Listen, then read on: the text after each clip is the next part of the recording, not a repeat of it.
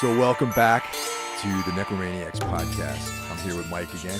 What's up, everybody? It's been about 2 months, and it's our first one of 2016. Belated Happy New Year. And it's our 2-year anniversary. 2-year anniversary. We began this in February of 2014, and here we are in February of 2016. It's 2 years. Unbelievable. Holy shit. I thought we were doing this for like 8 months or something. It's crazy.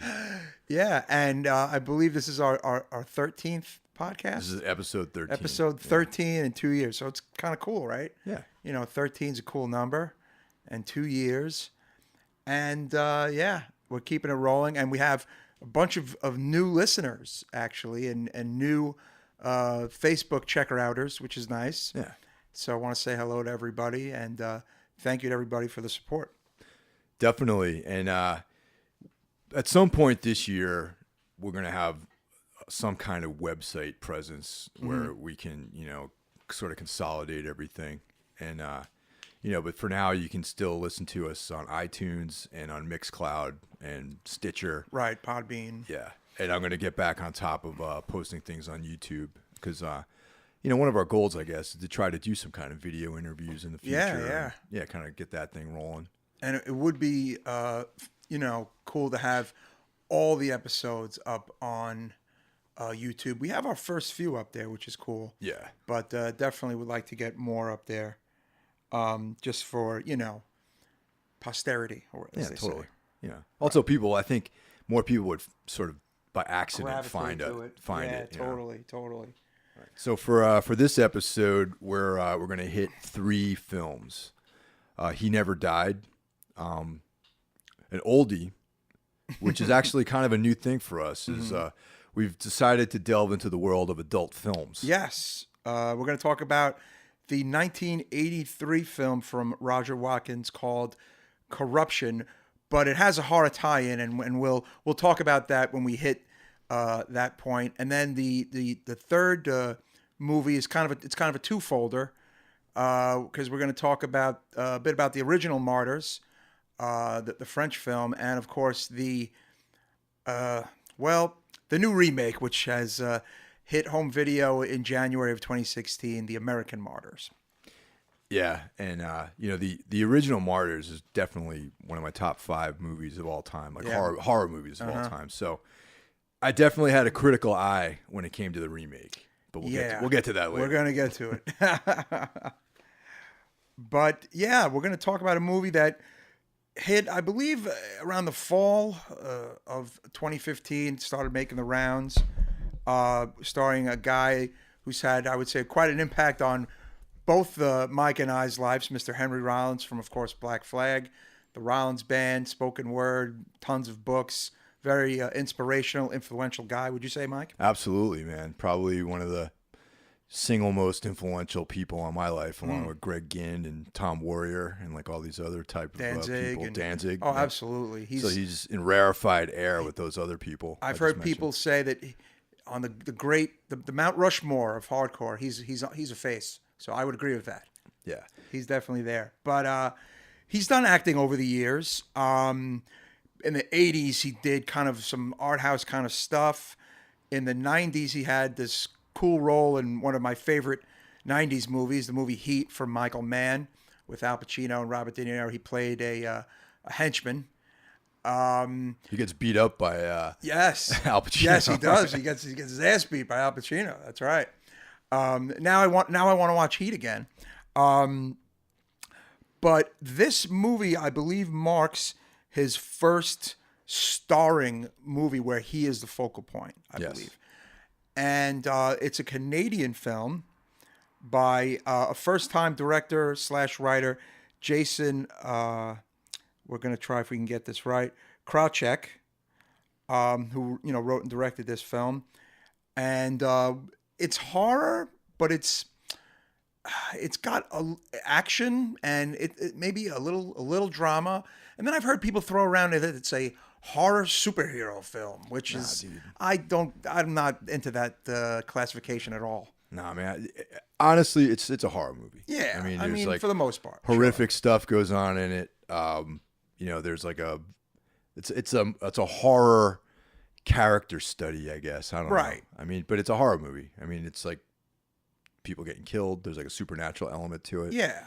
A very good gore, a lot of gore. Oh yes, absolutely. For the size of the film, I think they made some great use of special effects and the performances. Sure. yeah. I mean, absolutely.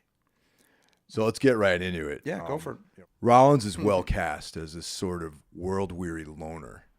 Basically, all he does is watch TV, hang out at his local diner, and Sleep. oh yeah, eats human flesh and drinks blood. Oh, that's right. Yeah, he's keeping it in check though in the beginning of the film. Yeah, I mean, he acquires all this his food sources from this guy named Jeremy, who he works at the hospital. Looks like a hospital, yes. And he gets body parts and blood for him. So there's like this, relationship that goes on between the two of them where he provides him almost like a drug dealer. Right, and we notice he has a ton of money. This character, Jack, he has a very large chest in his apartment filled with money and old kind of artifacts and photos and curious items, I would say. Yeah. Now, one of the things I got to say is like the very, very beginning, the first few scenes of this film, it was kind of hard. I actually almost turned it off. Really? And I'm glad I stuck it out. Sure. Because similar to like a David Mamet film, where in his movies the dialogue is like real weird and kind of stilted, this movie had there was like you had to really get into the pacing and the whole dialogue and the way the dialogue was structured, and you had to buy into that first before you can actually enjoy the movie. There's a lot of quick, short back and forth in the beginning of the movie. Yeah. Hey, what are you doing? No, yes, like Yep. kind of very like Yeah. stop start Yeah. dialogue, and it's coming from Rollins. But the reason for it is because this is his interactions with people. He keeps everything to a bare minimum, and he knows everything. Like he goes to a diner, he goes the same thing every single time.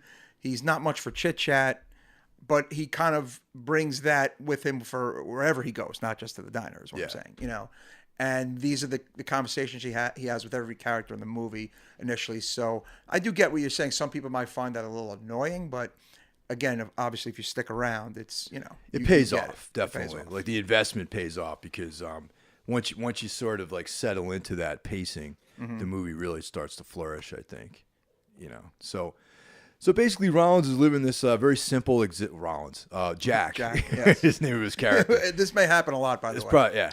Yeah. He lives this sort of simple existence where he gets up, whatever, he sleeps, he goes to the diner, he has like very limited interactions with people, and his life is very routine, very tedious. He watches a lot of TV, and then suddenly, from an ex-girlfriend, he finds out that he has a daughter named Andrea. Yes, from a phone call.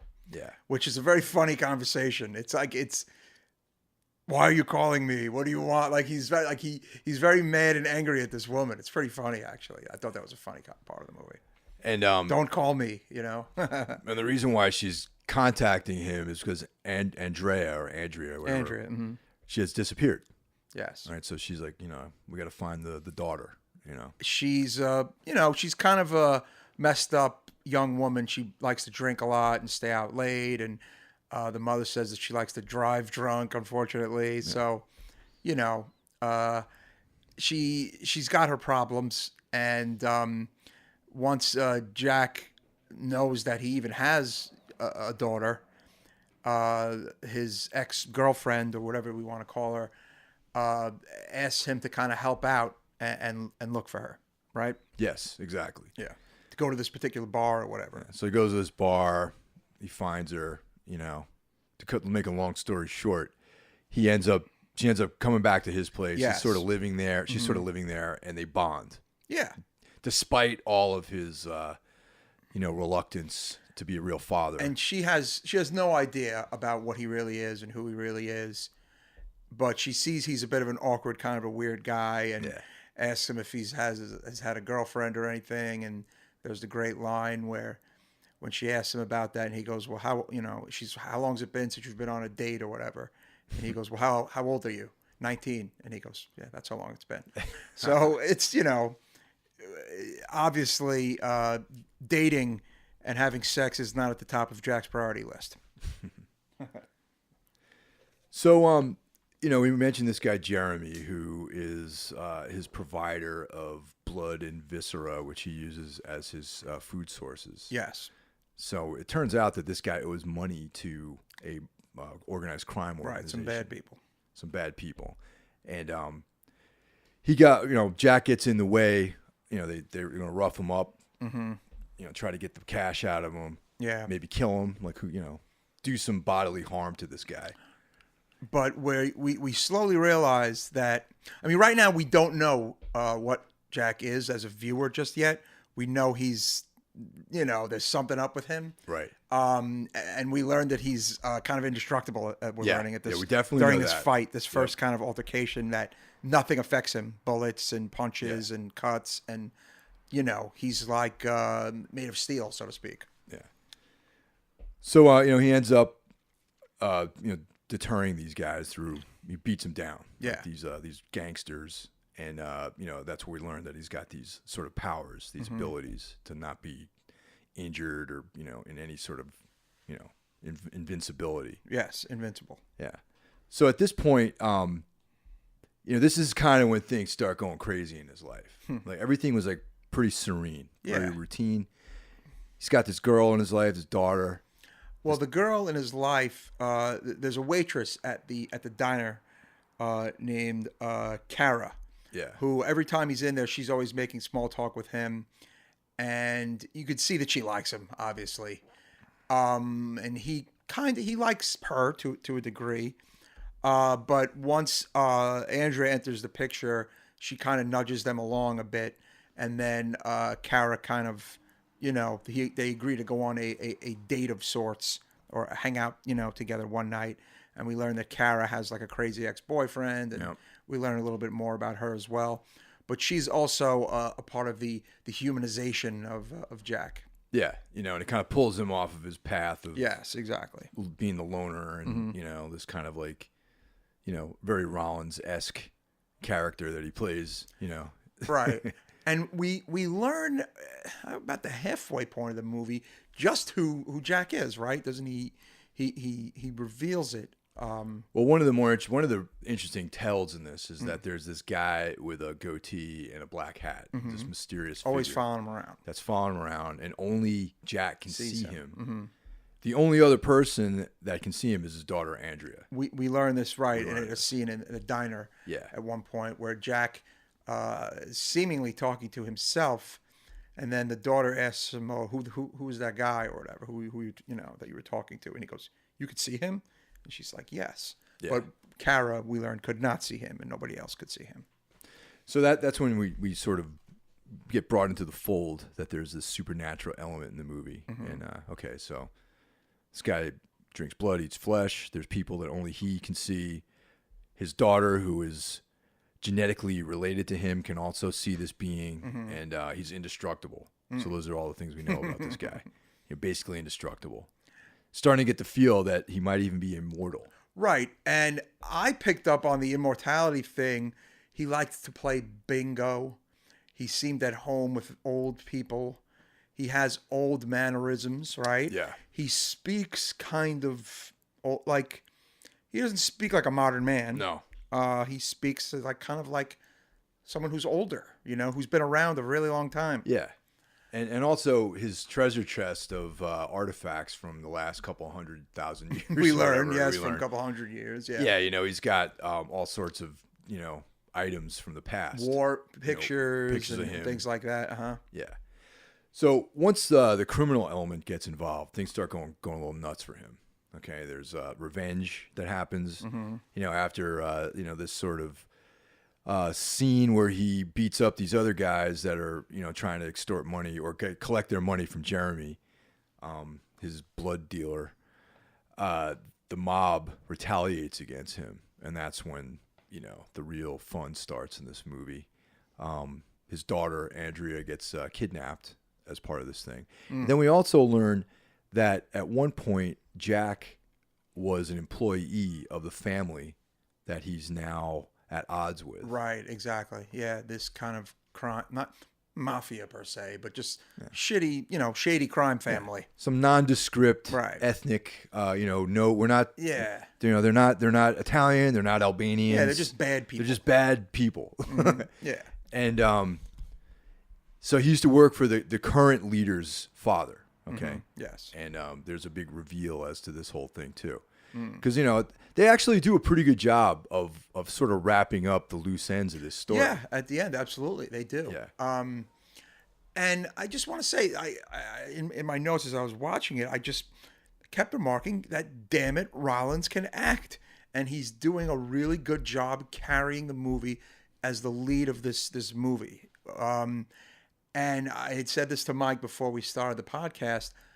I feel like Rollins could be in a superhero property film, mainly from this performance in this particular movie, the fight scenes, just the whole kind of persona and attitude and vibe he gives off.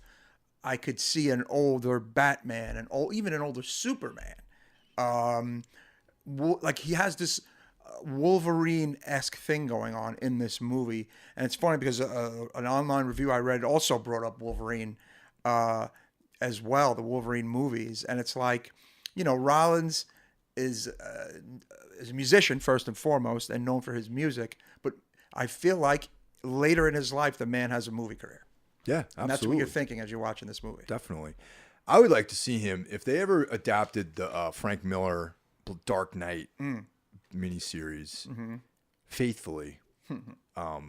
I could, because that takes place in the later years of Batman's life. Yeah, he's like in his 60s or whatever. Yeah, like he'd actually had given up being Batman, and it's just Bruce Wayne. And I can see Rollins playing like an older Bruce Wayne. Absolutely. And he should be cast as that. If they ever decide to make a movie like that, he would be perfect. And the Kingdom, I don't know, I was something in my head. It reminded me of Kingdom Come Superman in a way too. Like Sure. I don't know. I mean, some people, you know as one thing and you associate them with that. And I feel like now after watching this movie, I want to see what he's going to do next movie-wise, even more so than any type of musical thing he may or may not do. Because he actually has toned down on the musical. Well, the music's over, really. It's pretty much, it is pretty much over. I mean, he's even said in interviews that he's done making records. Yeah, and he playing live. does books and he does spoken word. Yeah. And that's his shows. Like, you know what I'm saying? Yeah. When he talks about shows, he's talking about his spoken word. And then also all of his writing. Yeah. His writing has taken on more of like a sort of, social commentary, like political bent. Yeah. No, especially in the past year. Yeah. He writes for the LA Weekly. He's got his column. He got a column and,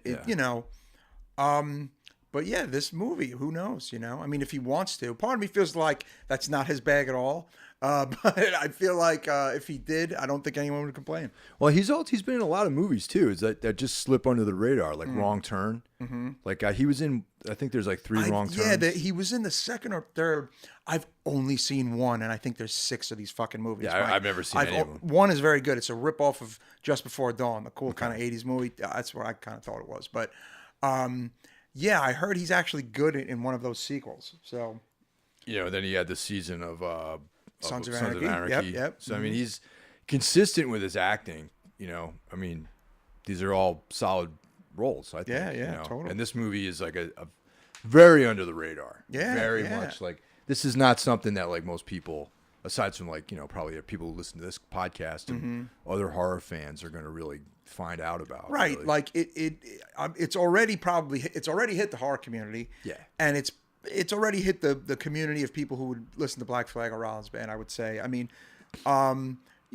it's I'm sure it's spread out further a bit, I'm sure, but the people who probably need to know about it probably know about it at this point. Yeah.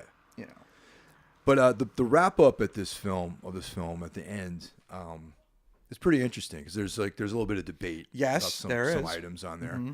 But so as we expect, he gets his revenge. Gets his daughter back. She's beat up, but alive and intact. He gets to the bad guy, the leader of the crime family, gets his comeuppance. But there's a very interesting scene at the end of the movie where the guy with the goatee appears again, And some people out online, oh, that's God or that's the devil. But, you know, I think you and I both have like our own ideas about that. Yeah. So, It's I'm kind of leaning toward it being the devil, because he's always has that fire cup. And it's not God because there are lines where he talks about God not directed at, like, you know what I'm saying? yeah, like as a third person. He talks about God as third person, right? And, well, the other possibility of who it is that it's the angel of death that's following him around.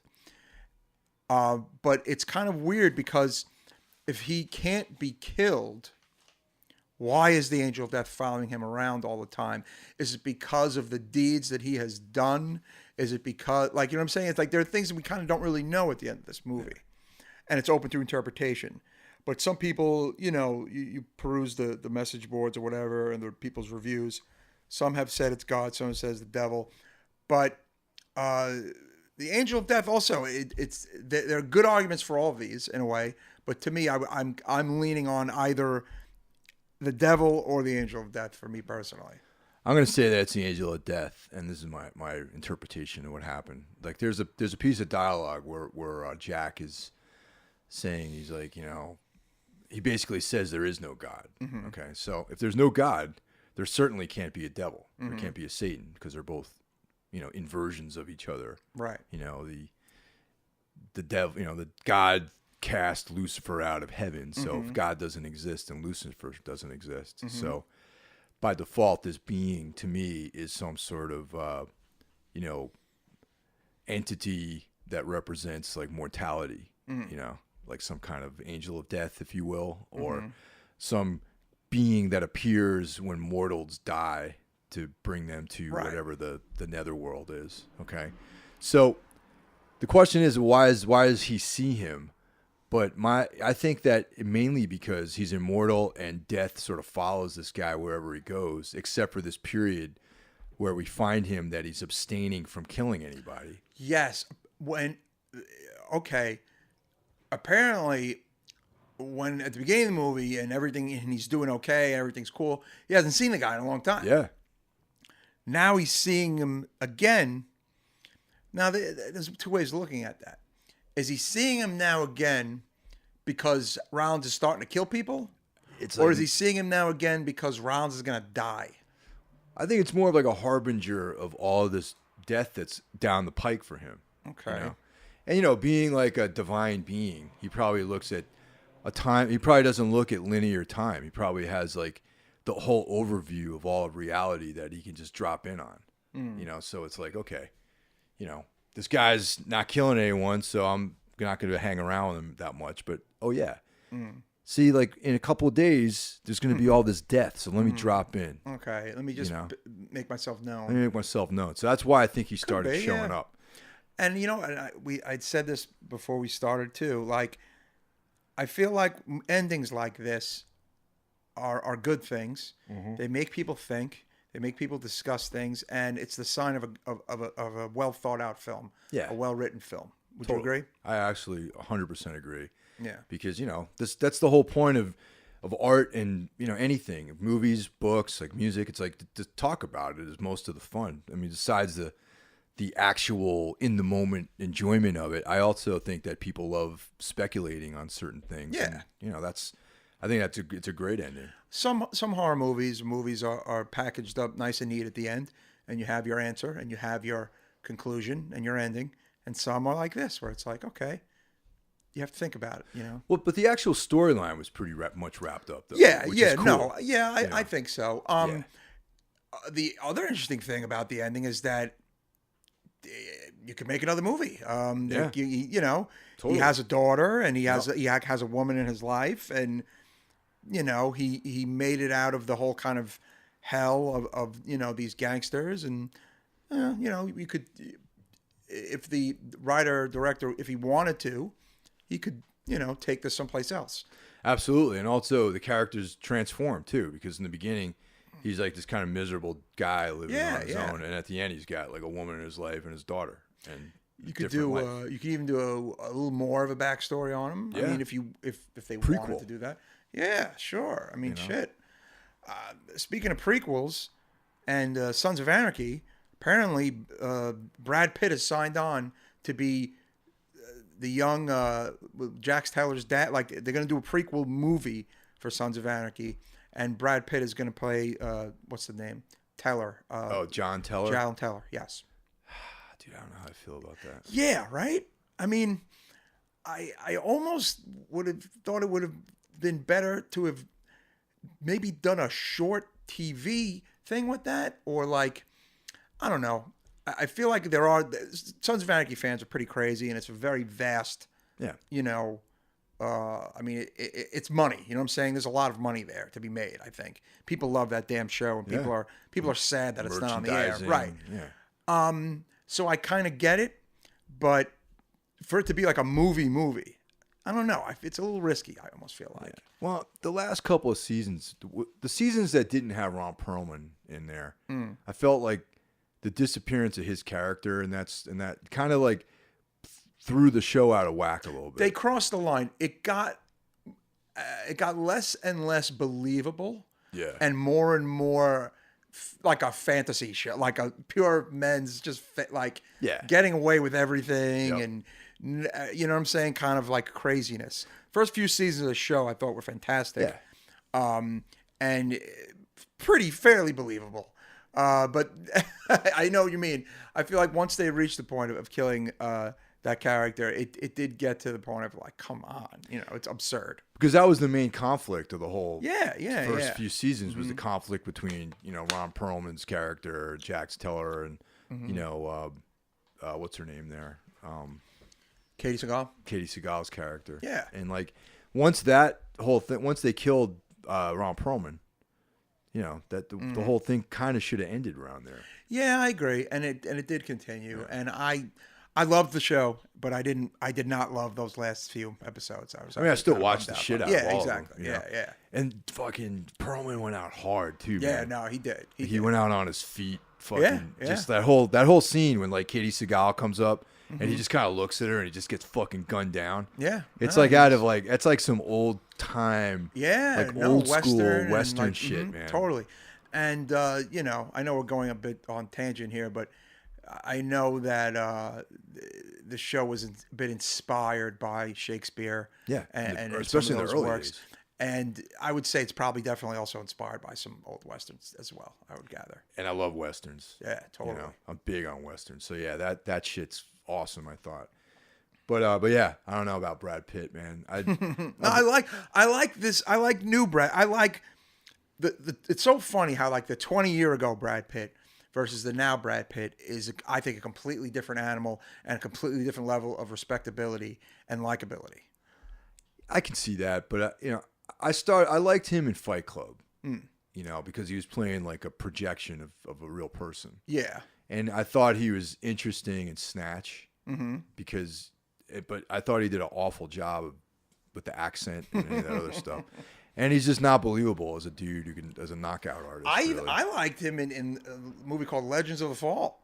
So, and it's a cool movie from the early 90s. It's a very different kind of movie.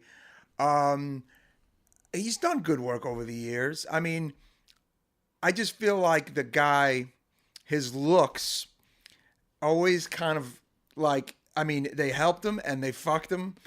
But now I feel like it just like it doesn't matter anymore. Now it's more about like his merits and him. Yeah, you know what I'm saying? I'm not even mad at him because of the looks, man. No, like, but you know what I'm saying. But it's like people judge a book by its cover, and he was kind of always judged by his cover for a long time, and I think that's pretty much gone. Yeah, I think people judge him by him. Yeah, because even what's his name, the Hanneman, the guy who plays Jax Teller. Charlie Hunnam. He's in the he fucking dime piece. Right, great looking guy. Exactly. You know, but I think he's a good actor. He is a good actor, and I back him. You know, totally. And I feel, and when it's funny when he was up for that 50 Shades of Grey, and then decided not to do it, I liked him even more. Yeah, it made me like him. I thought more. that was great, and I'm glad he didn't do it, even though the movie made money and it was a hit. I'm glad he didn't need it. He didn't need it. And what's funny is, he went on record as saying that the reason why he didn't do it was because of his time in the last year's Guillermo del Toro movie, Crimson Peak. Crimson Peak, yep. But he's not even in that much. Like, people were like critiquing that, going, he's not even in that much of that movie. Why didn't he really do it? And it's like, you know what? If that's his reason, he's fucking sticking with that reason. You know what I'm saying? I like that. Yeah. Yeah. But you know what? That's really not a valid point for the fans to criticize him. Yeah. Because, dude, honestly, it's like, who knows how many days, months of time he spent shooting. No, totally. And then, because, you know, I mean, you know a little about filmmaking. Neither one of us are a specialist, but, you know, we know enough. We geek out enough about movies to know how much footage is you shot. got to be, you have to be there for when you have to be there. Yeah. No matter how long or short it is, or So, whatever it is. That could have been like 6 months out of the year Who knows? of him Yeah. being on site, on location. Right. And, you know, and they shot that, I think, in Europe or something. Yeah, or they did. New Zealand, maybe. Wasn't I don't know. shot in America, no. So fuck these guys. They're like, Yeah, I mean, but again, I'm just glad he wasn't a part of that, like, super mom porn mainstreamization movie thing. And I think in the back of his head, he knew exactly, you know, he was thinking maybe along those lines as well, to not do a movie like that. That would have been the kiss of death for him, I think. You know. Well, what would you give He Never Died on our scale? 4.5 out of 5. I liked it Very that nice. much. I liked it that much. I agree. I'm giving it the same. I'm giving it 4.5 out of 5. I enjoyed the movie. I was not bored. I was entertained. Rollins, like, his acting was fucking on point. It's original. It's a cool indie movie. And we both highly recommend it.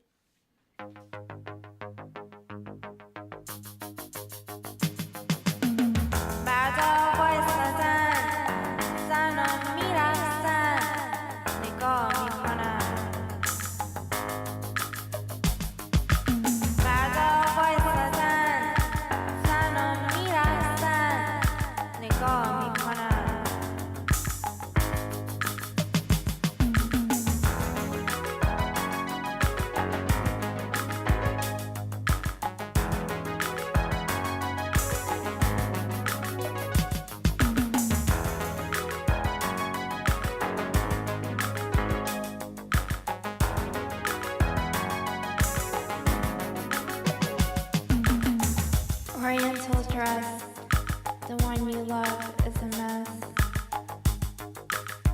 White lights, it's all a dream, lost in a fire. This golden obsession, music in my heart, deep in my eyes, dancing from the opium. In a perfect world where nothing dies. Broken glass on the bottom of my heels. Oriental dress, the one you love is a mess. It's all a dream.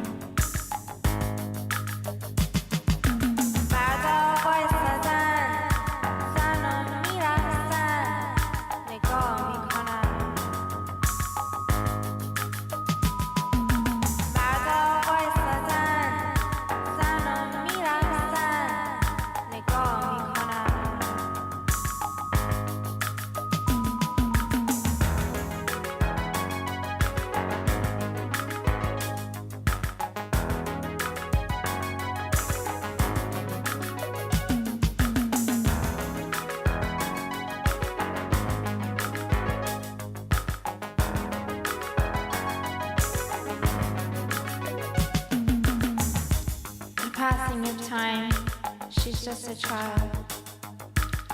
To recover long-lasting beauty, she will die young. She's just a normal girl, dancing to her favorite song. It's time to go, let's get on with it.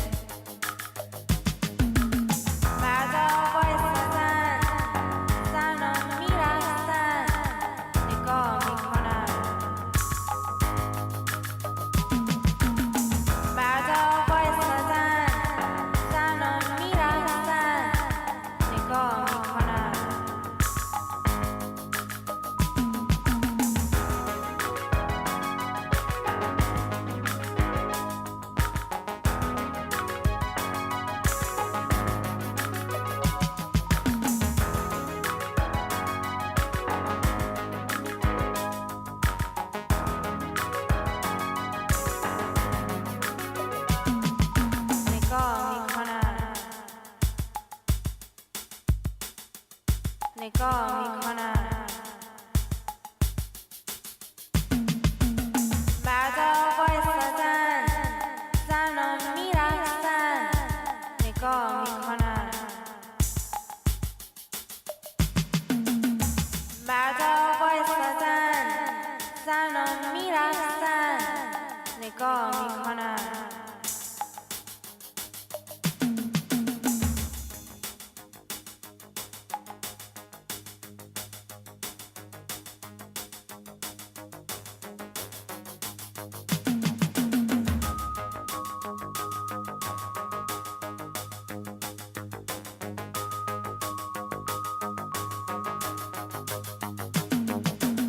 All night you watch her in the threat of disappearance, an alien heartbeat. The breath withdraws and returns again. You put your hand over her mouth, bury those forgotten existences in the places of the summer sun. It would be best for her to die, to throw her into the rising tide, to kill a lover and keep them all to yourself. The still dark light, deadly lovelessness, the flight of the nightingales from a dream of sleep. Her body has vanished. Bardo وایستادن زنا میرفتن نگاه میکنن bardo وایستادن زنا میرفتن نگاه میکنن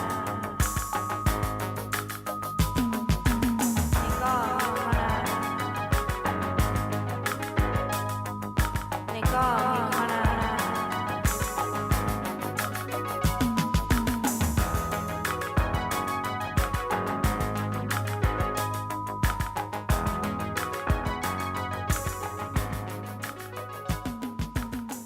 So the next movie up is a Necromaniacs podcast first, but there's a reason for it.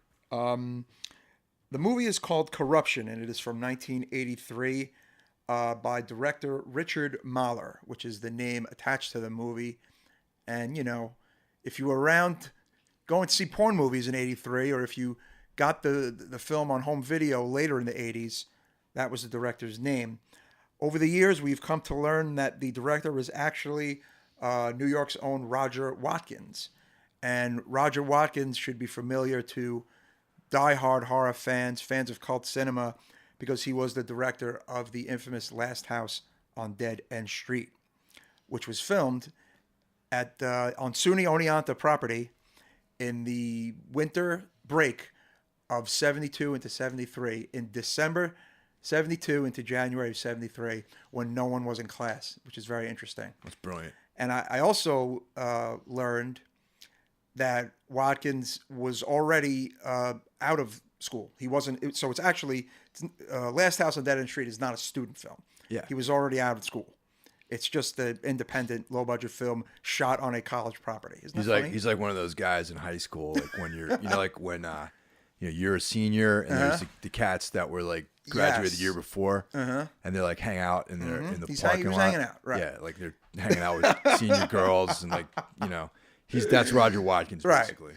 But he was a film nut, and had been making films since he was a child, apparently.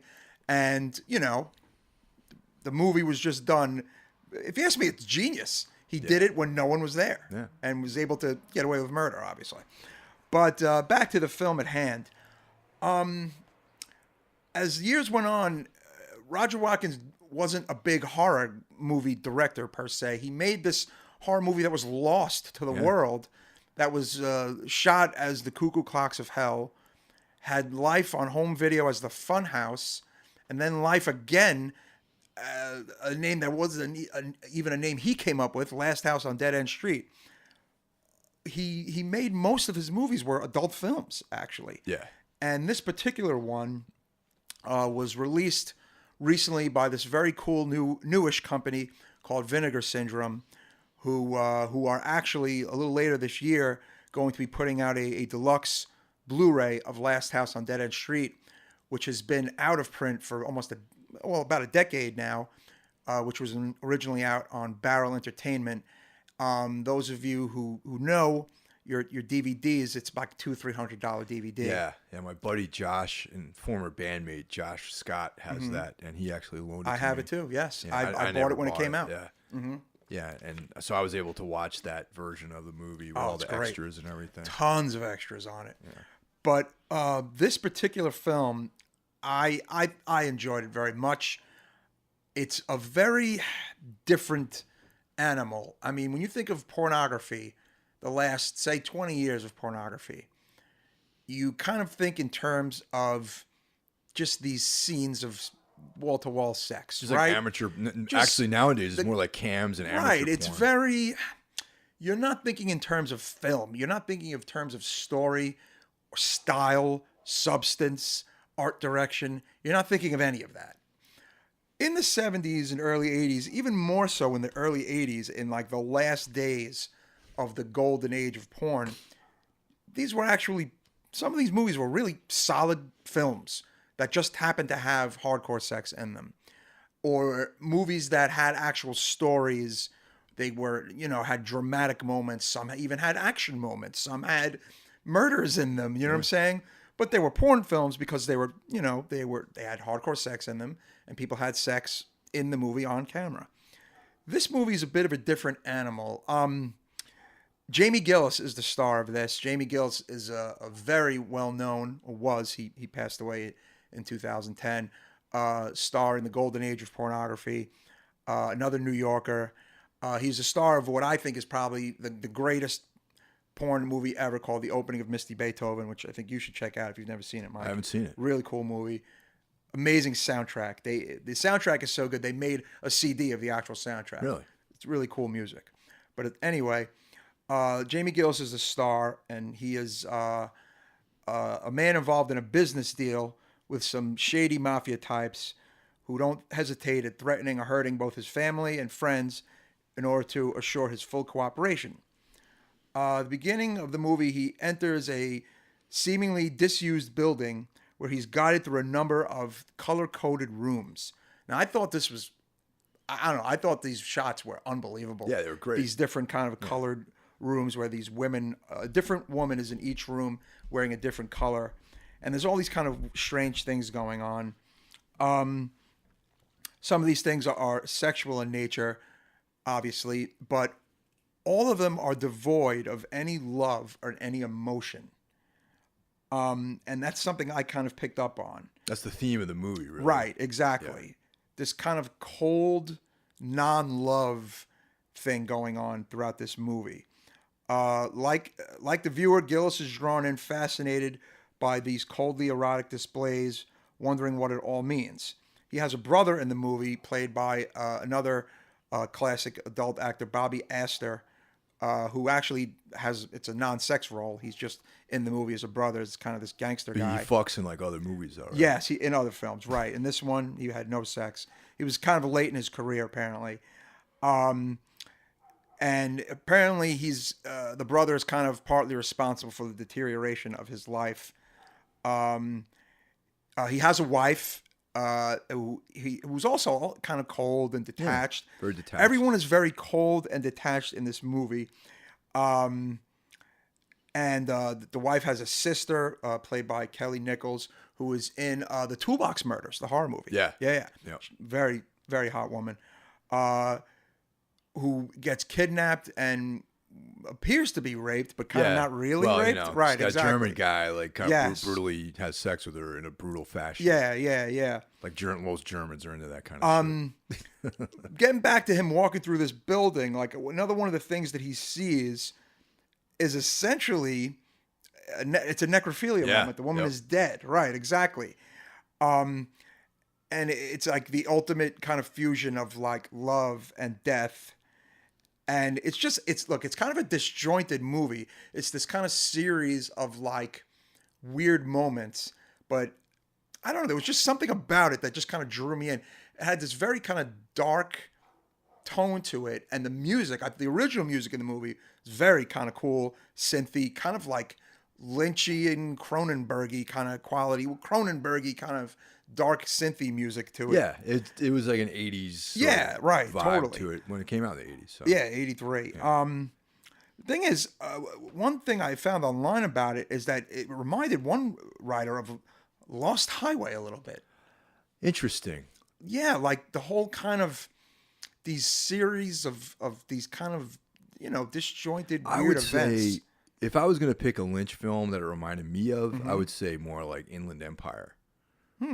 Because it was like the story was almost not even there.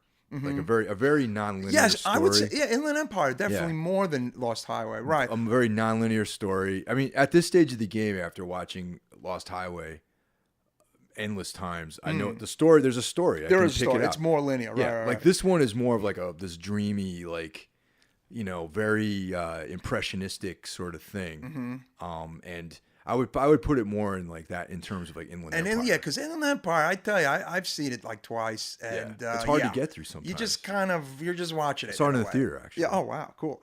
You're just kind of watching it. That's kind of what this movie is about. It's like you're checking it out, and it's like it's weird. Something I noticed, in particularly in like the early '80s with certain like adult films, the women are not these like drop dead, gorgeous, beautiful women you see in modern porn, Yeah. but they are sexy. Yes. 100%. You use the word sexy to describe them. Some of them aren't even, in my opinion, that physically attractive. Well, like facially. also like, you know what I'm the- saying? I mean, I know it yeah. sounds terrible, but Well, whatever. no. The thing is too. It's like the idea of like what's attractive has been Is right. Everybody has changing, their own. and like in the 70s, like I think like even the women's bodies.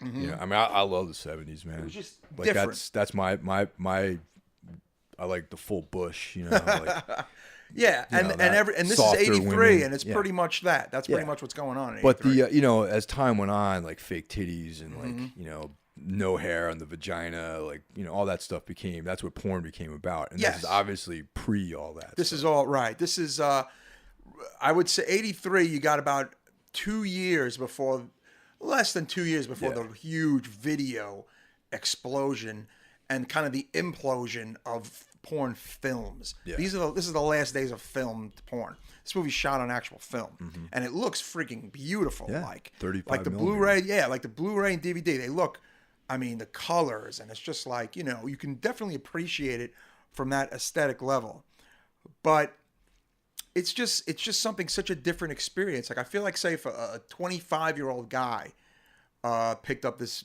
Blu-ray and threw it on because he was just curious.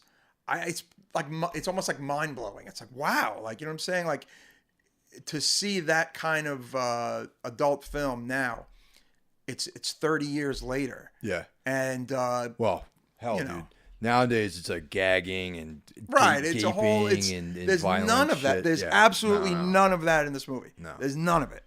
You know, there's there was a script that was memorized. There was acting.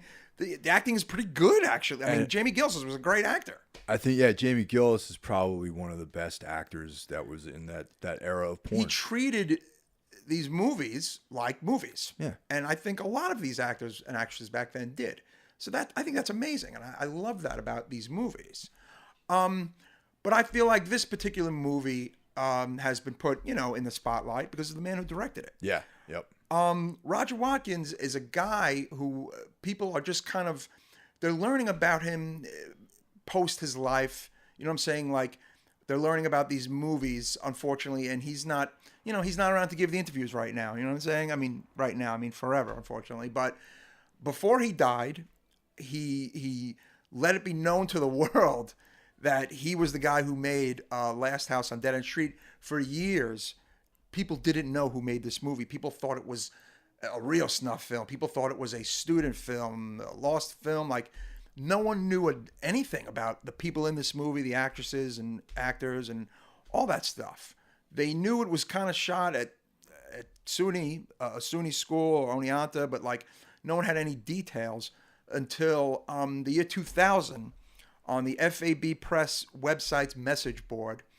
Turns out Roger Watkins one day signed up for it and joined up and joined the discussion about his movie and said, yeah, I made it. I'm the director. And people didn't believe him at first. And it became this tremendous threat, apparently. Well, he's in the movie. Yeah, no, but like, well, this is 2000. This is well, not super early internet, but people were trying to like substantiate that it was actually him. Yeah. And you mean that he was actually the guy on the profile? Yeah, right. I got you. All right, follow. Yeah, this was how everything kind of right. came to be, and how Barrel, how that release came to be, and how people kind of, he came out of obscurity in the early 2000s as a result of a message board. Isn't that kind of funny? Roger Watkins made, I believe, 10 films, one of which is Last House on Dead End Street, and he made 9 adult films. Corruption is one of the more popular ones. Another one of the more popular ones is called Her Name Was Lisa, which is also supposed to have some really cool kind of dark scenes and dark themes to it. But yes, 7 of these 9 were shot on film, and 2 were shot on video. I think about 5 of them you can actually get like through, kind of bare bones DVDs and things like that.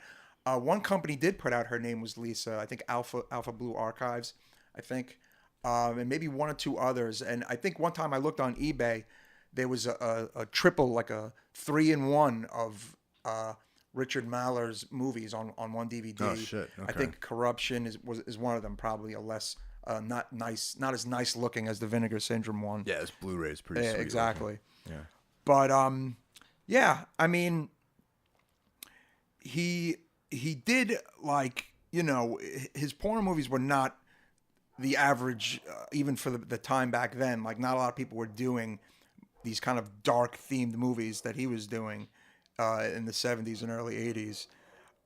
He had his own kind of, touch, obviously, because he was a horror guy, But I don't know. Like, I feel like there's a story about his life that would make for a great movie, or a book. Its own, a book or its own kind of documentary about his life. That's a little more of a deeper kind of dive, It just seemed like a really interesting guy. I mean, he died at the age of 58, March 6, 2007, and he had 2 daughters, and apparently before his death, he was working with another writer-director, Andy Kopp, who did a movie called Mutilation Man, which you've seen. Yep. It's another kind of a underground cult movie. And, you had said Jim Van Bebber is in that. Jim Van Bebber and Roger Watkins were friends. Yep. There's a cool picture of them that you could find online together. And Van Bebber, I believe, was going to have some kind of involvement in this movie. It was basically Last House on Dead End Street Part 2. That was going to be like a work between Andy Kopp and Roger Watkins, and like I said, possibly, what do you call it? Van Bebber. Van Bebber. Yeah. The script was written. You read it, right? You said you read the script? Yeah, I've read the script. I read the script a few years ago online. But sadly, about 2-3 years ago, Andy Kopp died. He committed suicide. And that, totally put the kibosh on this sequel. But what initially had put the kibosh on the sequel was the death of Roger Watkins. But it's interesting. I mean, who knows what could have been, right? I mean, that's the saddest part about it, man. Yeah, it's like, I feel like, Watkins is one of these guys who never really had his full potential realized. No, because no. I loved Last House on a Dead End Street, Mm-hmm. and I think that's a great film, especially if you take in consideration how it was made. Yeah, just sort of like under the radar, Totally. and this is back in a day when it was expensive to make films. And it's not like now where you can make a film with your phone. Or something. Yeah. I mean, he did this like commando style. Yeah. On the winter break of 72, 73. It's so funny. Like, and he got all of his friends in it. Yeah. One of his teachers too. One of his teachers is in it. Yes, is the first person killed at the beginning of the movie. Yes, one of his professors at the college. But it was all kind of buddies of his, and it's crazy scenes in that movie. And it's also an eerie precursor to the way his own life, yes, played out. absolutely. Like, for those who don't know, he's the star. He's the writer, director, and star of the movie, right? And he plays a character in the movie who just got out of jail and wants to kind of like make this crazy movie, and like he had done like porn stuff and like all these kind of crazy things that the man himself in his life goes on to do, pretty much. Yeah. I mean, not make a snuff film, obviously, but he himself personally got caught up in drugs and in the porn world. It's just like pretty amazing. Like he was a very young man when he made that movie, and it literally foreshadowed his own life. It's kind of weird. Like you don't really, that's a rare thing. Yeah, it's and that's what makes this story really interesting. And the original version, the DVD release of Last House on a Dead End Street, has the extras on that release. And to have that transferred into the new Blu-ray is going to be awesome. Yeah, Vinegar Syndrome. I'm not sure when. It might be like the spring or summer of this year. And apparently it's going to be just like, I believe it might include everything from the barrel double disc. But it's going to have a bunch of new stuff in it as well. But I mean, we could kind of delve a little deeper. We should cover that release when it comes out. Yeah, no, when that sure. comes out, we'll do a really deeper dive on that. But getting back to Corruption, I liked it more than you did, and I just wanted to know a little more as to why you weren't as enamored with it as I was. I mean, I'm not going to. I don't dislike it. Number one. I mean, it was cool. I think that the things I liked about it was the way it looked. I think Jamie Gillis's acting in it is great, and like I said before, in my opinion, he's one of the best actors in all of porn. Yeah. And I've seen other films with him in it, and the one that sticks out most notably is Dracula Sucks. It's like a porno Dracula. Yeah, you told me about that. And Vanessa Del Rio's also in that, and she's also in Corruption. She's in this as well, small role. Yeah. But I think that, number one, the sex scenes weren't hot, No, they were not, and I almost feel like it was on purpose, but they were these cold, kind of like calculated, scenes. And there's two scenes in particular where both times the girls go, "Don't come in me," and they say it very like almost like robotic, like you know what I'm saying? Yeah, they look very disinterested. I mean, and that was kind of like, maybe that was like the point of the film. Yeah. And then and there's a great line where one of the women says, "You must renounce love in order to get power." I thought that was a great line. No, there's some great moments in it, man. Like, don't get me wrong, but it just, for me, it was just kind of like I was maybe just a build up because like I ordered this thing over Christmas, and I'm like, waiting for it to come out. I can't wait to see this movie. It's gonna be great. And maybe that was it. Just to me, it didn't really deliver the way I was hoping it did. And I don't know if we said it, but the Easter egg of this Blu-ray DVD is a new version, a new kind of master of Last House on Dead End Street. So if you buy this from Vinegar Syndrome, I believe they only made 2,000 of this Corruption, by the way. It's limited. It's limited, or 1,000 or 2,000. If you fuss around on the main menu, you'll get to Last House on Dead End Street. And it's pretty cool because it's a lot of people's first time seeing this movie now. Because it's been over 10 years since it was put out on home video, and it's been out of commission for about that, almost as soon as it was put out, it's been out of commission. So they only made so many of that even barrel disc. So a lot of people are finally getting to see this, which is cool. Exactly, and that was the motivation for me buying that as well as getting, because like I said, I don't have the DVD version of Last House on a Dead End Street. So I mean, for me, I don't dislike it. Just I don't love it, I guess. And maybe it's like one of those things where I'll find myself thinking about the movie, and maybe I'll get more out of it at some point. Yeah, we will definitely do a more, like I said, a deeper dive on Last House on Dead End Street when that comes out. I mean, absolutely, 100%, man. But if you guys want to, do your own little research or whatever, Google Roger Watkins, check out his movies and his story. He's just got kind of a great, kind of cool story. Sad ending to his story, but very sad. Watkins and Van Beber, I think, in my opinion, are two of the most like grossly overlooked figures in horror. Yeah, they're total kindred spirits. Cousins in a way, right? Like if you really think about it.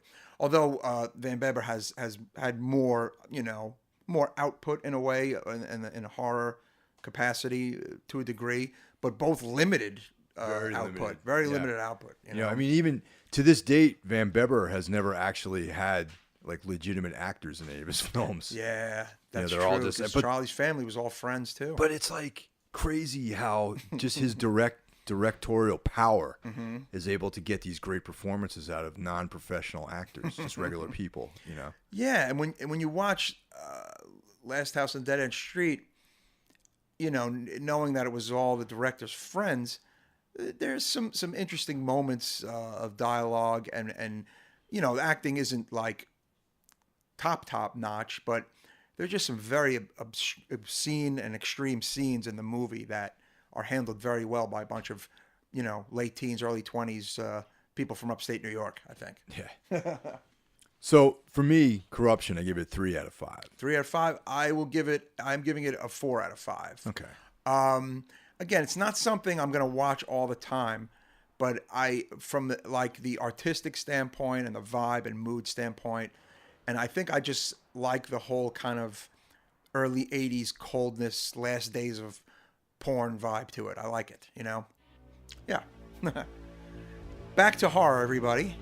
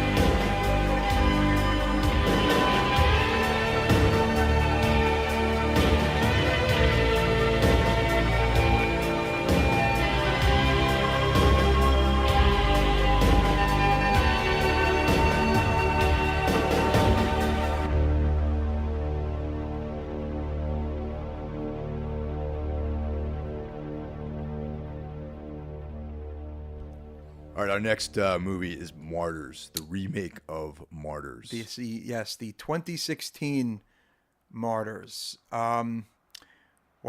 Well, as Mike said, the original French film, which is a part of the great French New Wave in the mid 2000s, French horror New Wave that happened, is a pretty well known and well regarded film. A lot of people.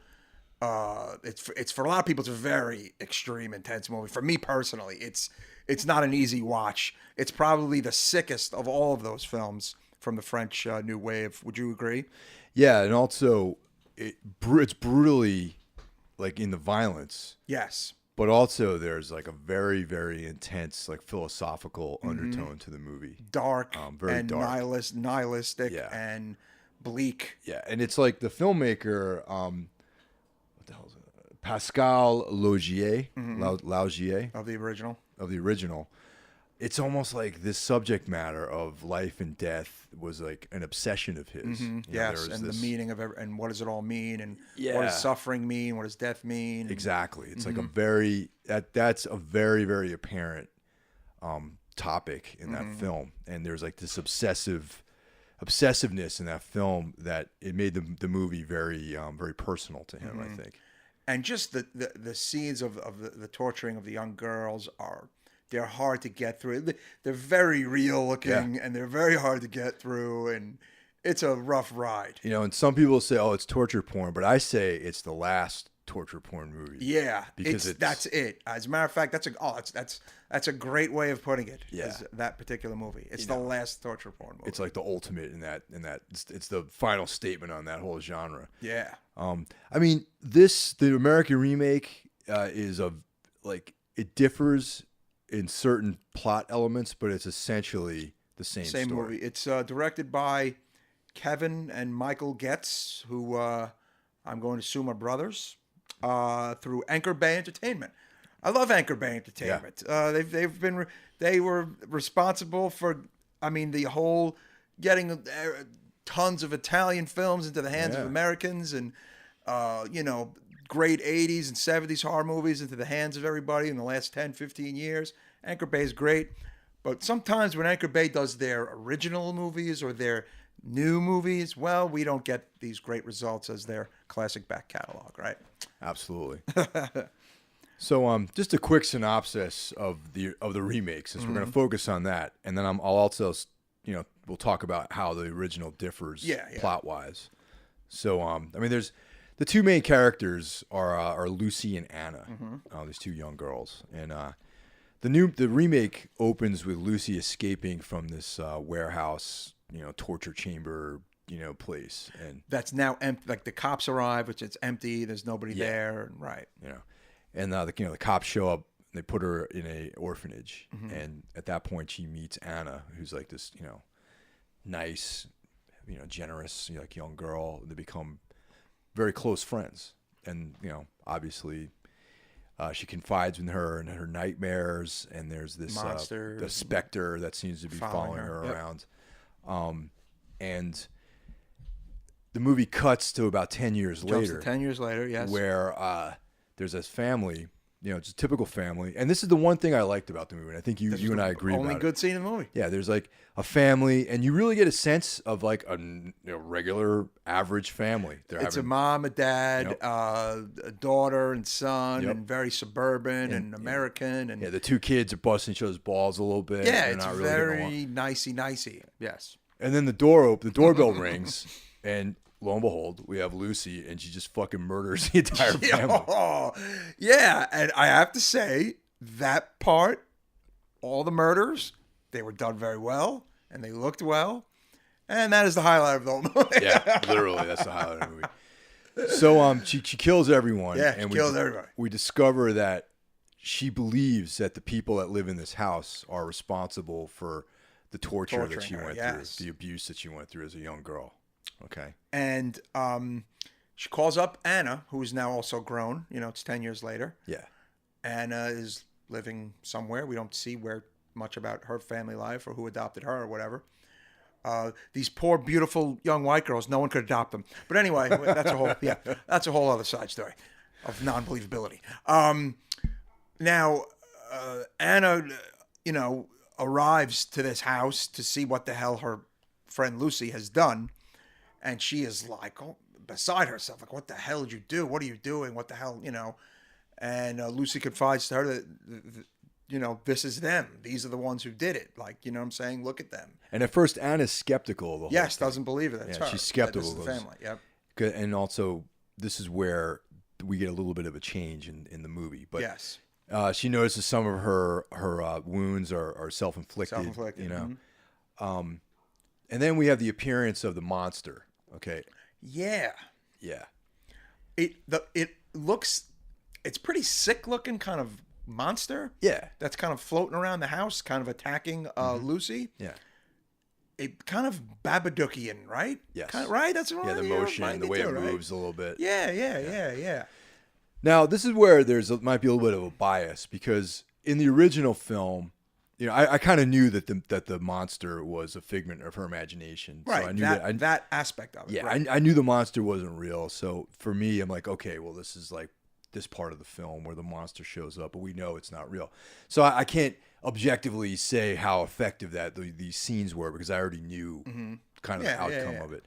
But in the original movie, I sort of thought that maybe this was a real tortured human or some. It's like, right. Like I also was kind of thinking that for a minute in this movie for a minute. Actually. Yeah, like this kind of beast monster that is born, that was once a normal girl and is now this tortured freak. Right. But in the new movie, the remake, the monster looks more like a monster. But in the original, it looks more like a beat up human. Right. Like so. And this is also where another thing changes in the film. In the original, Lucy kills herself. Right. Mm-hmm. In this one, she doesn't kill herself. No. Okay. And this is kind of where, in my opinion, the remake really fails. Okay. So Anna discovers that there's a trap door that leads to right, because they're looking through the house and they bury the bodies outside. Exactly. They're trying to clean up the house a little and whatnot. Clean up the crime scene. Yeah. So they discover a trap door that leads down to this labyrinth underneath the house, which is inhabited by this secret society of and this isn't, this to me is an interesting thing. Yeah. That's where they're the same, basically. Right, from the French movie. It's similar.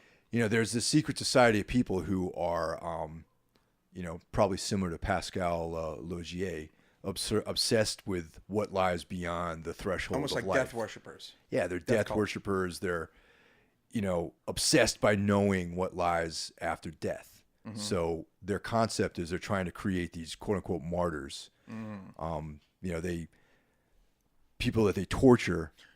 Right to the edge of death to see what kind of happens at the threshold. Yeah, if of they the can, end of life into death. What if they see anything or feel anything, or if they can share some of that with this cult? Like, you know what I'm saying? The cult are a bunch of sick pieces of shit. You know what I'm saying? Yeah. Sadistic, and but they're trying to find this enlightenment through torturing young girls, basically. Yeah.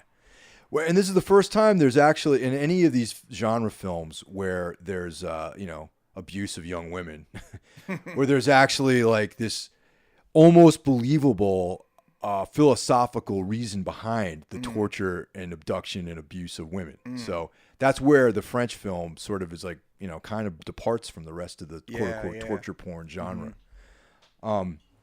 In the original, they go way deeper into this whole concept. Yes, they do.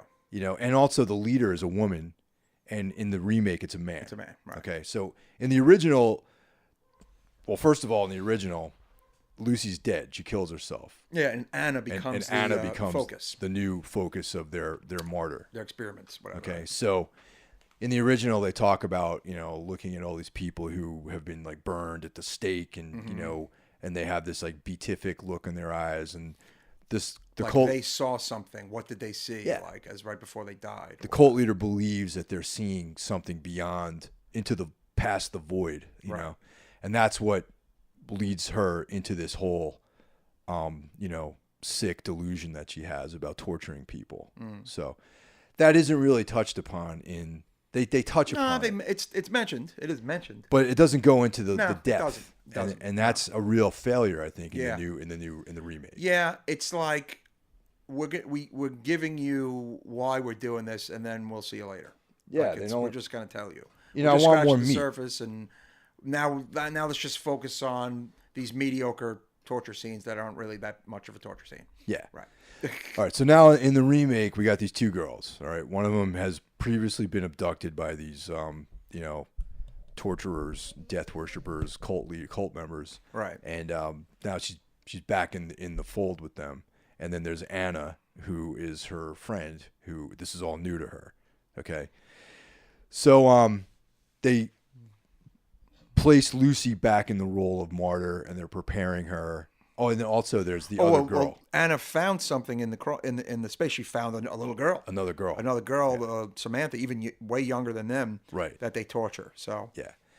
And in the original movie, the person they find is in way worse shape. Oh yeah. I think I remember that. Yeah. Nauseating. The original film is so dark and so black that you really are like, I can't. Why am I watching? Yeah. But the philosophical right. element of the movie really keeps you propelled forward. In this one, it's just like, okay, everything looks, it's like a watered down version of the whole thing. It's an Americanization, prettied up version in a way. Yeah.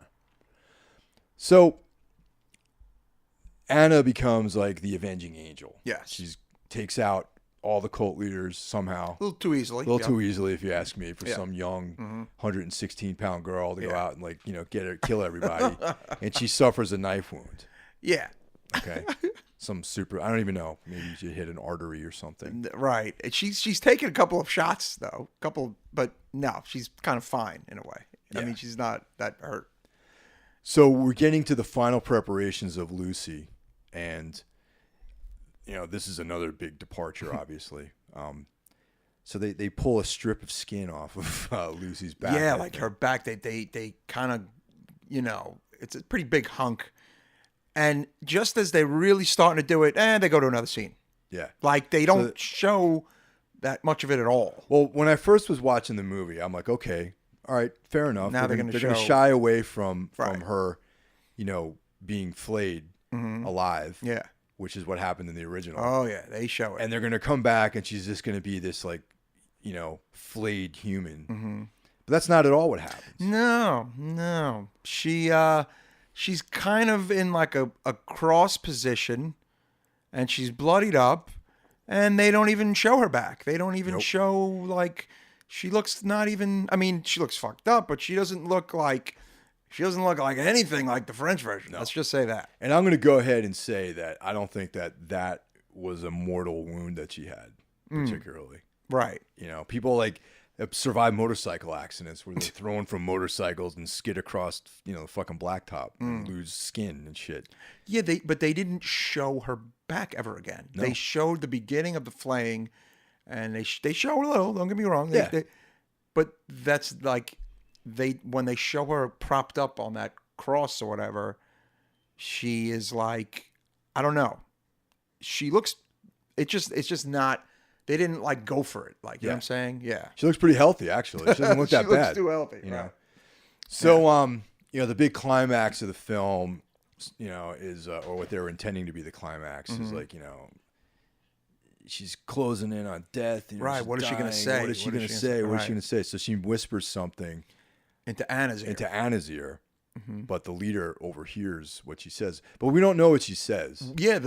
And unfortunately, the viewers, we don't know. We don't know at all. We can't hear it.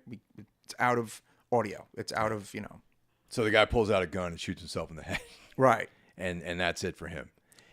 And then the movie is just the two of them, Anna with her knife wound, and Lucy with a strip of skin up on the thing, missing from her back, just dying together. Yeah. And hallucinating. And they flash to a scene in the beginning of the movie when they're laying down together, on some playground thing or whatever, right? And that's it. That's it. The movie's over. Yeah. And it's a fucking piece of shit. I fucking hate this movie. Yeah. More so because the original was so powerful, man. Yeah. In the original, Anna becomes the martyr, which is Yeah. heartbreaking. Yeah. Because like first Lucy kills herself, and then Anna, someone who is like completely not involved in this whole drama, gets sucked in by these like sick fucks. Yep. And is tortured. She has all of her skin ripped off of her body. It's crazy. Yeah. And you believe that she's dying. Like when you see her flayed with just like skin on her face, you believe that she's dying and that she's approaching death. And at the very end of the original Martyrs, I'm trying to remember here. We do hear what she says. Yeah.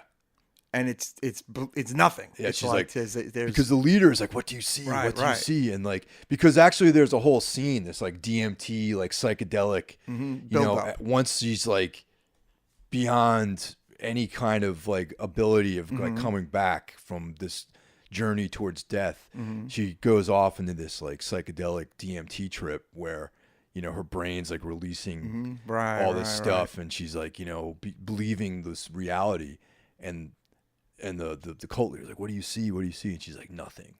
Yep. And that's so effective, though. It's very effective. Yeah. Because especially if you're watching it for the first time, and it's just like, whoa, it's so heavy and dark, and like, we didn't know what she was gonna say. No, and then oh, by the way, sorry for the spoilers, but the movie's like 7 years old. Yeah, you should have seen it by now. Screw anyway, you. So go fuck yourself. Exactly. But and that's when this cult leader pulls out a gun and kills herself. Right. And the other thing too is pretty much all the rest of the cult is still alive. Yes. Everyone's alive. They're all waiting to hear what's going on. To have one of those guys kill himself was like, come on. I don't know. I thought that was like, I don't know. In the American version, I thought it was kind of like Ridiculous. packed no punch at all, actually. Because you don't know what the fuck she says. Right, it packed no punch. And if you didn't have the original film as a reference, you would have no idea what the fuck that was about. Here's what I think. If you watch this movie and you don't know a damn thing about the original, you may think, it was an okay horror movie. It was pretty crazy and sick and had some sick scenes. I don't know if you're going to come away with it with this whole thing that you and I came away with the original with, or what anyone who saw the original came away with. You know what I'm saying? Yeah. This whole kind of think about it kind of thing. Oh, yeah. I don't know if you're really...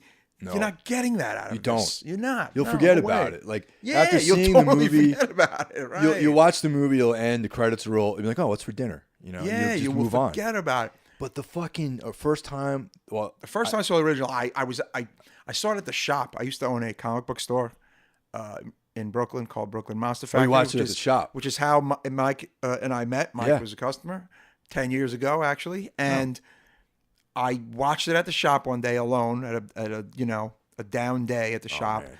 And oh my God. Heavy. I was miserable afterwards. Yeah, totally. I was like, oh. Definitely. It was bad. It was like the most French fucking movie I've ever seen in that sense. Like it was like the most like nihilistic, dark, blackest film. And when you were done with that movie, days after I saw that movie, I was affected by it. It's like Cannibal Holocaust. Yeah. It's not a movie you just throw on. I'm just going to throw this on, right? Or a Although Serbian some people film. would. Or a Serbian film. Right, exactly. I mean, of the three, Serbian film is they're all very disturbing. Yeah. But in a way, Serbian film, for me, is the least disturbing of the three. If you wanted to just put them in an order for some Yeah, I reason. can see that because in Cannibal Holocaust, there's like real violence in there too. Yeah, the animal thing The animal just puts it scenes. on this whole other level. Yeah. Serbian film is a satire, And yeah. And it's a statement about what's going on over there. Yeah. Too. And the filmmaker was trying to make a statement about his country and about things like that. There's There's a little more to it. Political charge to it. Right. But the ending of that is pretty horrendous too. It's a Totally brutal ending. Yeah. But getting back to Martyrs, the French version, it's just so. It's a dark meditation on the anxiety of dying. Really. Yeah. It's like just this really bleak film, and and also a very bleak understanding of death, you know, and that's put out there. And it's like definitely, you know, one of the most powerful philosophical horror movies. I know Roger Ebert kind of shit on it, the original version. But I'd have to read his review of it. Actually, I've never read his review of it. But you know, hey man, it's not. I get it. Look, it's a It's not an uplifting film. No, it's not a life reaffirming film. No. So you know. So all right, let's give it a score now. I am giving the New American Martyrs a 1 out of 5. I'm giving it 1. I'm giving it a 0. You're giving it a 0 out of 5. Wow. Yeah. Not even that scene when she blows away the family worked for me. Nothing. I mean, that wasn't enough to save this movie. It was a total piece of shit. And I hope they never make another film, these fucking guys. Yeah. Look, I can see why they did it. It has a bit of it's an underground horror marquee name that moves some units. You know what I'm saying?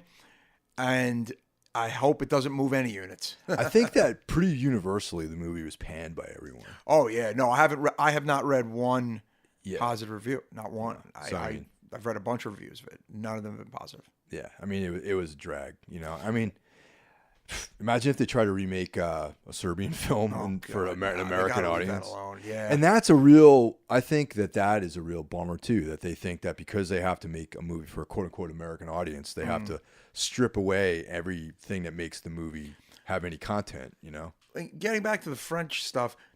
Although I don't want to see a remake of Inside, I could see a remake of Inside. The story is really compelling. A woman who's pregnant dies. The husband and the husband dies, and she's alone in a house. And it's months later, and another woman is trying to break into the house and steal a baby and kill. I mean, the story is pretty cool story. It's a great story. Like the whole crux of it, I could see. I don't think the American version would reach the level of urgency and intensity and coolness of that movie, the French movie. You know what I mean? Well, I mean, you don't have Beatrice Dalle. And you won't have Beatrice Dalle. And she's like the best, man. She's like a monster. She's great. And bro, she's so fucking hot, man. But like I said, I could wrap my head around it. There was no reason for an American remake of Martyrs. No reason at all. Like, you know what I mean? This is what I gotta say about the Inside. If anyone's ever thinking about remaking Inside, think again. And anyone out there, go and see the original French version. The only version of Inside, the French version, and fucking pay attention. Get some, patience and read the goddamn subtitles. It's a fucking great movie. Yeah, totally. Man. And I think once again, it has a European feel to it. So why the fuck do you want to remake it for have it take place in Ohio or some shit like that? The possible Suspiria remake. No. It's a European. The whole thing is it's an American woman goes to Europe. Exactly. The European, the whole vibe is no. Leave it alone. I don't want an American version of Suspiria. I don't want it. I don't want to see it. It's like leave that shit alone. 100%, man. Totally. But it's funny. But if I had to pick an Argento movie to be remade, I would check out a new version of Deep Red or Tenebrae, and here's why. Deep Red is 40 years old, 41 years old. Tenebrae is 30-something years old. But the stories themselves in those two movies, like the plot and the stories, could translate at any freaking time. You know what I mean? Like they're not so European-y that, you know what I mean? Yeah, they could translate here. Yeah. And with a good director and a good writer and a good cast, you could have a cool movie. Some stories are timeless and ageless. Yeah, but again, there's a lot of originality going on. There's a lot of originality out there with original stories and new stories.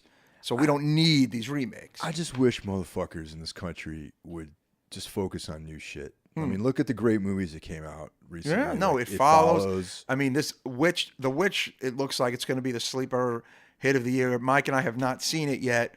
The people I know who've seen it have said great things about it. I'm very interested in it. It's in the theaters right now. Yeah, it is, but I believe it's going to be in more theaters next week. Okay. It's, just about a pretty full official release, Good. It went to just more than just the indie art house spots. We should go Oh together. yeah, we'll check it out. Yeah, we should Absolutely. go. Yeah, just like we went to go see Green Hell. Yeah. I am very interested in anything pertaining to the, witch era in America. I mean, I think it's so cool. It was a very brief period in time. Only 19 or so witches were killed. None of them were burned at the stake in America. I know little bits and pieces of what actually went down in Salem, Massachusetts. But I think everyone's like imagination of it and take on it is probably way out of scope of what really happened out there. Yeah. But Well, I mean, still 19 innocent women who were just practicing. and one man, I believe. Yeah, one man, guy, right? yeah, who were once just practicing fucking an age-old, craft of herbs and. Or some of them weren't doing anything at all. They weren't doing actually. anything, Some yeah. might have. Don't get me wrong. Some might have been a little, into but- that. but Some might have just been accused of it. But and it's killed. once again, like in my opinion, not even in my opinion, straight up, it's the Christian, like male-dominated society yeah, trying to especially then. subjugate Oh, something absolutely. they didn't understand, which was like a bunch of chicks, fucking around with herbs and. Yeah, it was. I mean, it's wow. It's such a crazy story. But And that's the other thing. The big misnomer is that witchcraft is something to do with Satanism. They don't. They're completely They have nothing to do with each right, other. exactly. But back then, that's Yeah. immediately what they thought. Immediately, obviously. So did you get a chance to check out Ash versus the Evil Dead? I saw the first episode as a free preview, and then I don't have Stars. I only have so much cable at home, so unfortunately I didn't. But I will check it out now. Now that it's wrapped up, I'm gonna do my best to check it out online. I loved it. It was brilliant. Yeah, the first episode was great, man. I really liked it. And the new the mid-season premiere of the Walking Dead, Fantastic. great. Really good. Just when you think you're done with that show, you're not done with that show. It's a great show. Absolutely, man. And I was telling you earlier, I'm selling off my entire collection of singles of that issue. Yeah, of man. that Mike single was on issues. board in 2003. One of the lucky ones. So anyone out there interested in buying, hit me up through the Facebook hit him up page, through man. Facebook. We'll work something Mike out. has original Walking Dead issues. It's Walking Dead is the only comic of the last 15 years where the first 50, 75 issues are premium issues. They're worth a definitely. lot of money.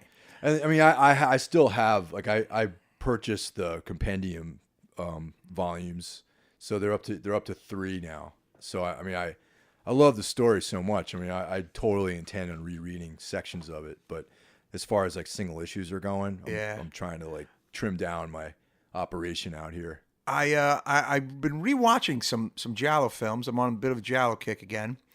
Like I rewatched Strange Vice of Mrs. Ward, which is one of my favorites. Edwy Fenech is in it, directed by Sergio Martino. But it's so funny. There's a lot of new blood, newer people in the horror world, and new people checking out the Italian stuff. And there's just so many people that are under the impression that every single Italian horror movie is a Giallo movie.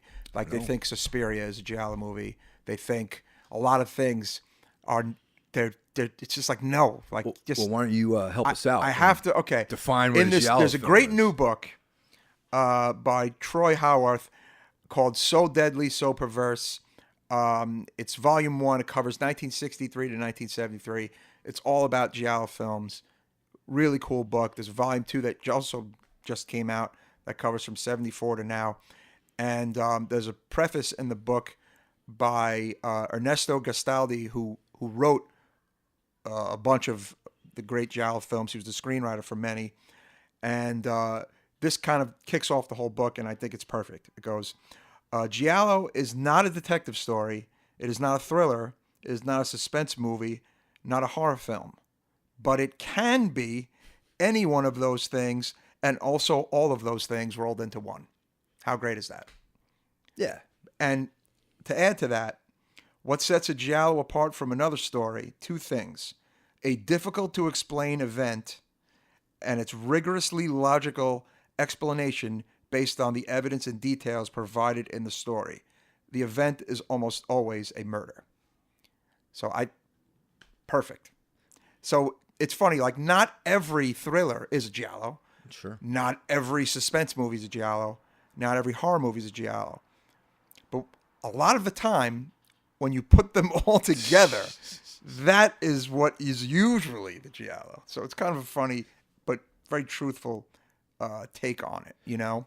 There's also certain tropes that are common throughout Yes. those giallos too, like the black gloves. Black gloves, a lot of times, gorgeous women, the murder of gorgeous women, music to a degree, how music is used, knives, colors, knives. There's certain like things that go along with it.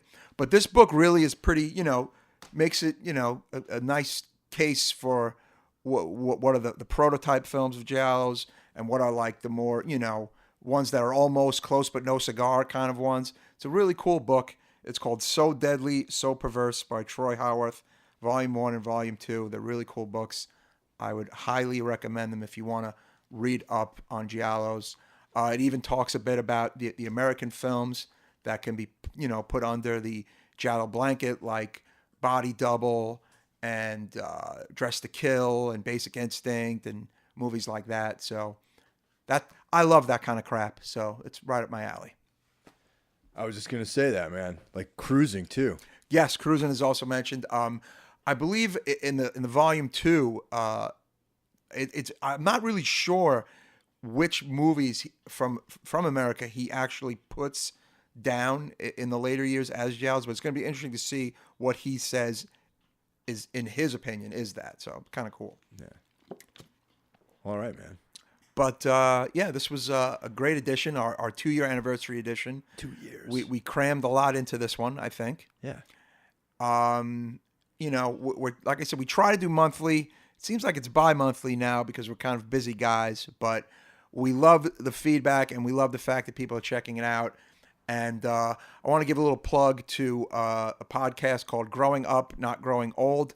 Gungo, Mike had me on because he checked out our podcast and he liked it a lot, and he gave us a plug, and he actually kind of, you know, boosted our Facebook a little bit. Nice. So thank you so much, Mike. Check out Growing Up, Not Growing Old podcast.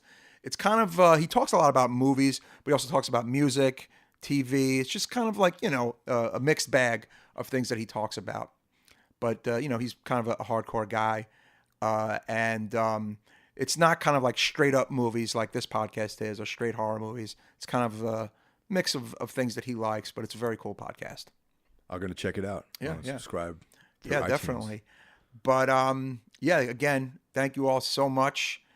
And hopefully, you know, in this year, we're going to have guests. There's definitely some people who I'd like to have on, people in the area, you know, locally, you know, that we could probably get on, or people get on over the phone or whatnot, or, you know, through the magic of technology. Well, you know, I don't know if you've seen it, but William Hellfire, is that his name? He has a premiere of his new Upside Down Cross. Upside Down Cross. I'm gonna buy it. I want to check it out. I know it's gonna play at the Animal Draft House in Yonkers. Yeah. Hopefully he could get something floating, you know, in New York or Brooklyn or Jersey, whatever. Definitely would like to check that out. But Bill Hellfire is a guy that I actually met at a Fangoria convention in 1999. So it's kind of interesting to see how far he's come across. Like he was making, you know, VHS movies back then. So he's been around a while. And most likely we'll have Mr. Michael McPadden back on. Yes, Mike. He has a new book coming this summer, which he mentioned when he was on our show last year. A book about the teen sex comedies of the 80s. The book is finally coming out this, I think, June, from the same people who put out Bazillion Points. Yeah, a great fucking company. So that kind of stuff is in the works for us.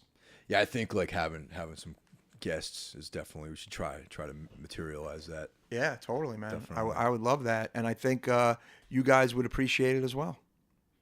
All right, man. Thank you all so much. See you guys next time. See you next time.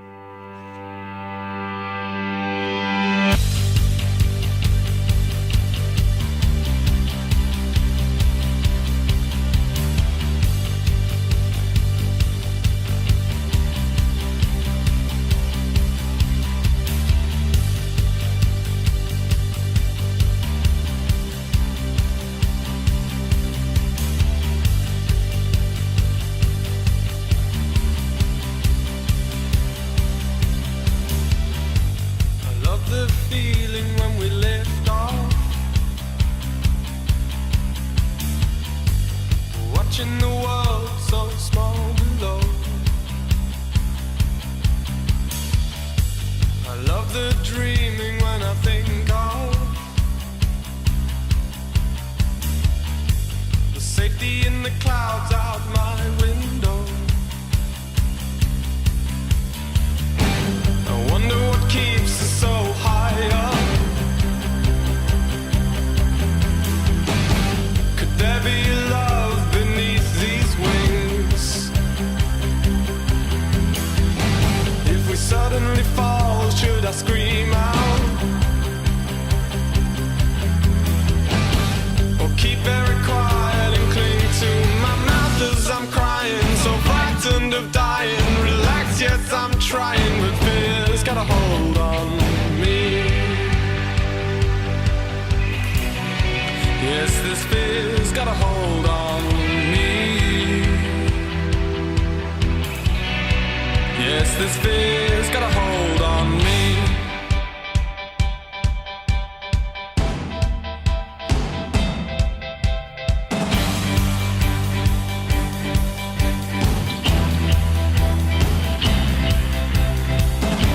I love the quiet of the nighttime,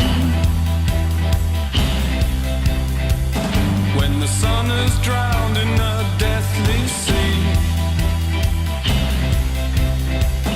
I can feel my heart beating as I speed from the sense of time catching up with me. The sky set out like a pathway, but who decides which route we take? As people drift into a dream world, I close my eyes as my hands shake, and will I see a new day? Who's driving this anyway? I picture my own grave, 'cause fear's got a hold on me. Yes, this fear's got a hold on me. Yes, this fear's got a hold on me. Yes, this fear's got a hold on me. Yes, this fear's got a hold on me.